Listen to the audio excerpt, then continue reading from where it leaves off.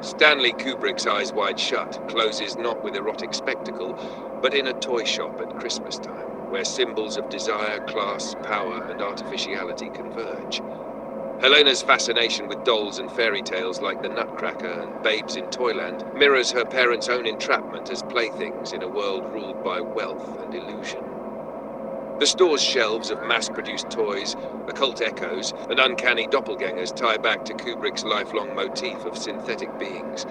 Masks, mannequins, costumes, and machines, suggesting that every character is a puppet in a larger game.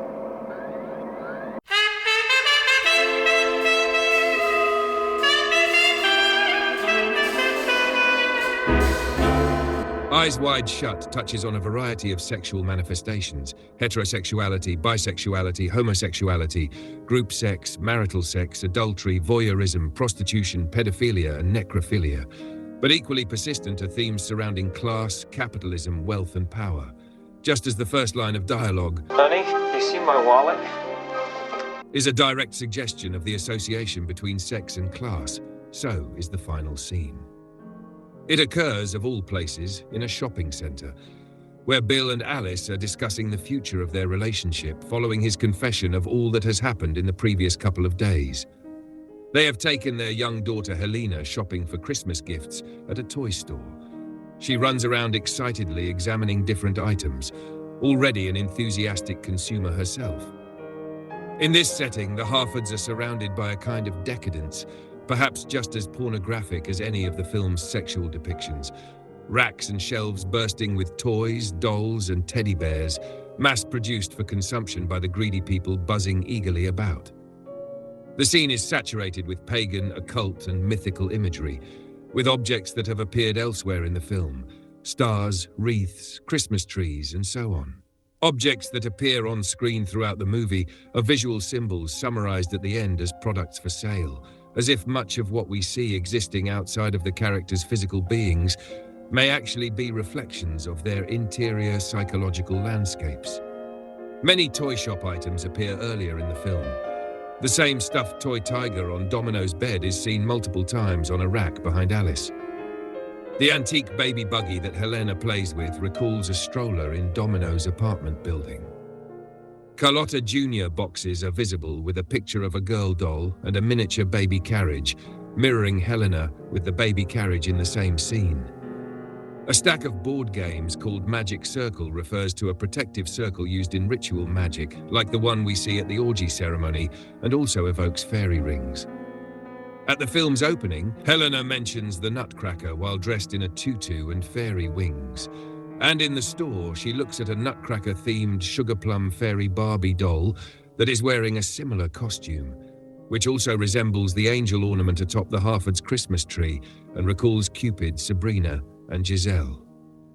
Helena holds up the Barbie doll, happily exclaiming, "Look, Mommy!" Like her parents, she has bought into the corporate lie, the ignorant acceptance of themselves as little more than expendable playthings of the rich. This fabrication is perpetuated by corrupt superpowers whose only interest is to continually undermine the personal self-image of people who are not of their class, for their own use, by any and all means, including manipulation, murder, and selling manufactured reproductions of plastic women in shiny boxes. Alice responds with a meek smile, seemingly resigned to Helena's materialism. Superficially, her reaction is due to exhaustion from staying up all night in light of Bill's confession, and she is distracted by their current conversation. But on a deeper level, Alice is perhaps exhausted by the misogyny perpetuated throughout society, including by herself and Bill, as they stand in a toy store, realizing for the first time that they themselves are toys, or perhaps still not realizing it, depending on one's interpretation. The inclusion of the Magic Circle game functions as a kind of description of Bill's journey, like a trip through the concentric circles of hell in Dante's Inferno. The Magic Circle is also the informal name of the 5 most prestigious London-based multinational corporate law firms, lawyers of the ultra-wealthy elite. In gaming and digital media, the Magic Circle describes the space that surrounds a virtual or synthetic world, a kind of shield between the fantasy world of a game and the outside world in which the gamer lives. The term magic circle, in this context, was introduced by Dutch cultural theorist Johan Huizinga in his 1938 work A Study of the Play Element in Culture, in which he included the stage and the screen as arenas equivalent to other gaming platforms, whether card tables or tennis courts, where temporary worlds are created within the real-life ordinary world, dedicated to the performance of an act. In the toy store, Alice wears black shoes, black pants, and a black turtleneck sweater under a long tan overcoat, an identical outfit to what the bald man stalking Bill wears. Alice has her hands in the coat's front pockets, just as the stalker does, implying he actually represents her, as if Alice is the one following Bill, in his own guilty, paranoid mind. When Bill revisits the costume store, he sees the two Japanese businessmen from the night before. One wears a long black overcoat like Bill, and the other wears a long tan overcoat like Alice and the stalker. The immediate cut to the toy shop scene is a medium shot of Helena walking toward the camera, wearing a black hat and long black coat, as a woman wearing an identical, albeit adult-sized black hat and black coat crosses past Helena with her back to us. We then see a man in a black overcoat with a red shirt underneath, just like Bill is wearing. Then a second woman wearing Helena's same black hat and coat walks by, past the magic circle boxes, as does another man wearing Bill's same black coat and Alice's black turtleneck. A third man wearing Bill's coat then appears. This one has the collar popped like Bill did during his night walks, and he bumps into Bill as he passes him in the bustling store. Bill turns to look at the man as he walks by. Following behind this popped collar man is yet a fourth Bill in black overcoat replica, and as he passes we see a man in the background wearing a long tan overcoat and black turtleneck like Alice.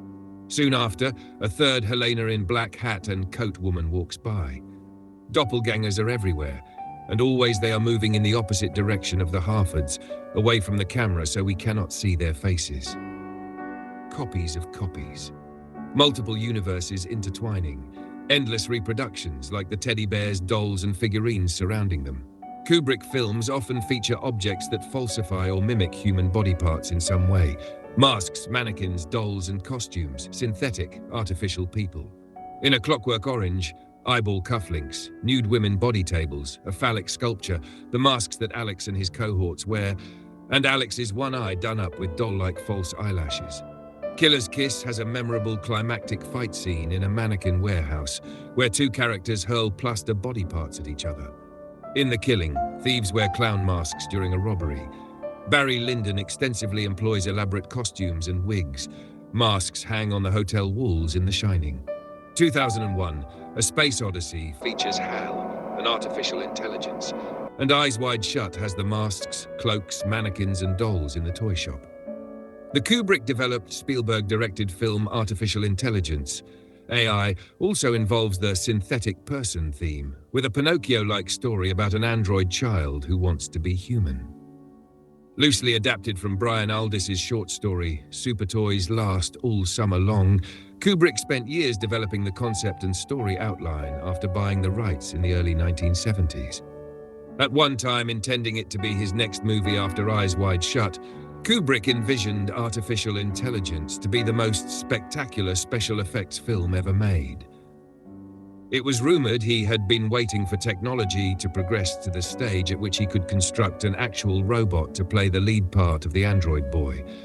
But he ultimately concluded he would be too old by the time this was possible, and in 1995 handed the project to Steven Spielberg to complete as he saw fit. The sequel to the original story, also by Aldis, is Super Toys When Winter Comes. We first see Helena wearing a fairy princess costume, and she asks her parents if she can stay up to watch The Nutcracker, an 1892 ballet with a fantasy narrative about toys that come to life, including the character Sugar Plum Fairy. This links to Kubrick's second wife, Ruth Sobotka, a ballerina and actress who had starred in a production of The Nutcracker, and also as the character Charlotta in a Chekhov play, which connects back to the Carlotta doll. Considered a Christmas classic, The Nutcracker has been adapted numerous times across various forms of media, as has the 1903 fantasy operetta Babes in Toyland, written by the same men who first adapted the Wizard of Oz book into a stage musical. A fairy tale involving nursery rhyme characters and Christmas themes, the original stage version of Babes in Toyland contains some rather dark plot elements. A pair of orphan siblings escape being killed by their wicked uncle and end up in the magical fantasy world of Toyland, where they encounter the master toy maker, an evil genius who creates toys that kill. But the demon toys turn on the toy maker and kill him. And there are more deaths. Yet there are also plenty of dolls and marionettes. Over the years, subsequent stage and screen versions of Babes in Toyland toned down the darker elements, heightened the family-friendly Christmas atmosphere, and transformed the master toy maker into a kindly old man. The operetta includes the songs Toyland and Go to Sleep, Slumber Deep, and the characters Contrary Mary, Tom Tom, the spirit of the pine, and of course the master toy maker, who designs all the toys of the world. The ending scene of Eyes Wide Shut was filmed at London's centuries-old toy shop Hamley's, which rhymes with Stanley's, as if Kubrick himself is the toy maker, the puppet master pulling all the strings. Mary, Tom Tom, Spirit Pine. Marie, Marion, Double Toms, Spirits. Remember that Eyes Wide Shut was filmed in London's Pinewood Studios, Christmas trees. The final toy shop scene, set at Christmastime, ties together images that appear throughout Eyes Wide Shut, by way of Kubrick's recurring motif of synthetic beings. As if everything in the movie is a toy, everyone a doll, a dummy playing a role, a piece in a game, inside a snow globe, a product sold in a store. Like the movie itself, a story about stories from the world of Wonderland, a fairy tale, coming soon to a theatre near you.